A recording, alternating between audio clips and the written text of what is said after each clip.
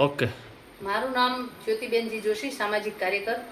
આજે મારે વાત કરવી છે રાધનપુર નગરપાલિકા વિશે, કે જે વર્ષો જૂના પેન્ડિંગ કામો પડ્યા છે અને અત્યારે 7 નંબર વિસ્તારની તો જે હાલત છે કે ભર શિયાળે ચોમાસા જેવી સ્થિતિ છે.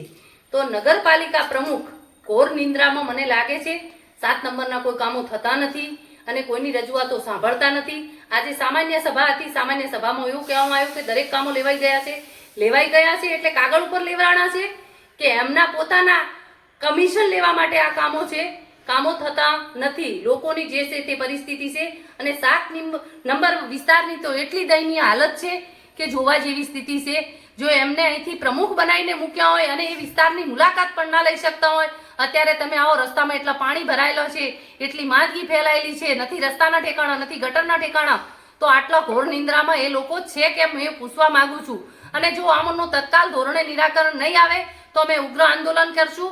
આ જ્યોતિબેન જોશી 6 મહિનાથી મૌન પાડ્યું હતું એટલે એ લોકોને એમ છે કે હવે વિરોધ કરવા વાળું કોઈ નથી. પણ હું મીડિયાના માધ્યમથી નગરપાલિકાના પ્રમુખને અને દરેક અધિકારીઓને જણાવું છું કે તમે તત્કાલ ધોરણે 7 નંબર વિસ્તારના દરેક કામનો નિકાલ લાવો, ન કે અમે આને 7 નંબરની દરેક ઘરની પબ્લિકને સાથે રાખી અને ઉગ્ર આંદોલન કરશું અને સંપૂર્ણપણે નગરપાલિકાને તાળા મારી દઈશું.